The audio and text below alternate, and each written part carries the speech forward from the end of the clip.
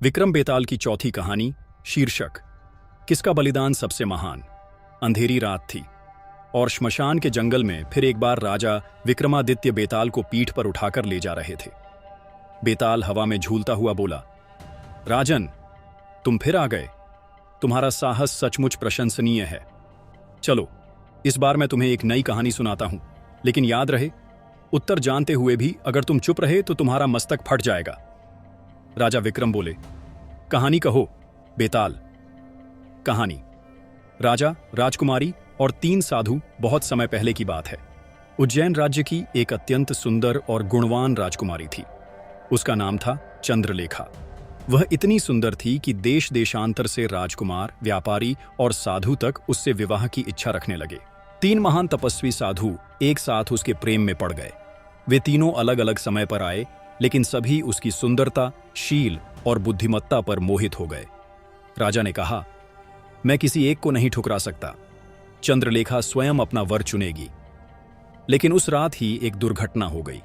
राजकुमारी की अचानक मृत्यु हो गई। सारा राज्य शोक में डूब गया।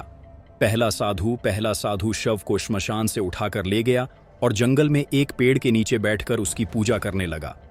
उसने संकल्प लिया कि वह बिना अन्न जल के तब तक तप करेगा जब तक वह उसे पुनर्जीवित न कर दे। दूसरा साधु उस कुटिया में जा बैठा जहां वह चंद्रलेखा रहा करती थी। उसने उसकी यादों में डूबकर तपस्या की और उसका पुतला बनाकर दिन रात उसी से बातें करने लगा।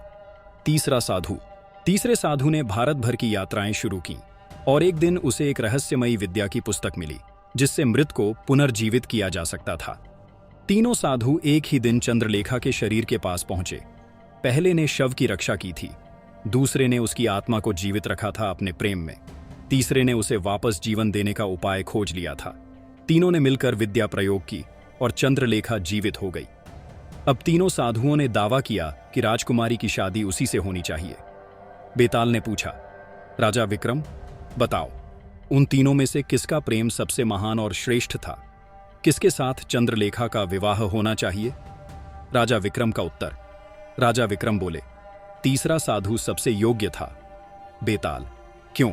विक्रम, पहले साधु ने केवल शरीर की रक्षा की, दूसरा साधु केवल कल्पना में जीता रहा, लेकिन तीसरे ने उपाय खोजा, कठिन तप किया और मृत को पुनर्जीवित करने की शक्ति पाई।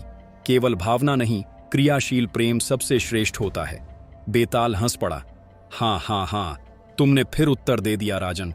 अब मैं फिर उड़ चला और वह फिर उड़कर पेड़ पर जा लटका।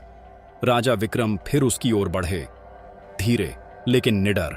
तो दोस्तों, यह थी विक्रम बेताल की चौथी कहानी। आपको यह कहानी कैसी लगी? आपके हिसाब से उन तीनों साधुओं में से किसका प्रेम सबसे महान और श्रेष्ठ था? किसके साथ चंद्रलेखा का विवाह होना चाहिए? आप अपनी व्यक्तिगत राय कमेंट बॉक्स में लिखें। साथ ही कहानी पसंद आई हो तो वीडियो को लाइक और शेयर करें तथा आने वाली अगली कहानी को देखने के लिए चैनल को जरूर सब्सक्राइब कर लें और बेल आइकन को ऑन करें, जिससे विक्रम बेताल की सभी 25 कहानियां आप तक पहुंच सकें। वीडियो देखने के लिए धन्यवाद। मिलते हैं अगली कहानी के साथ।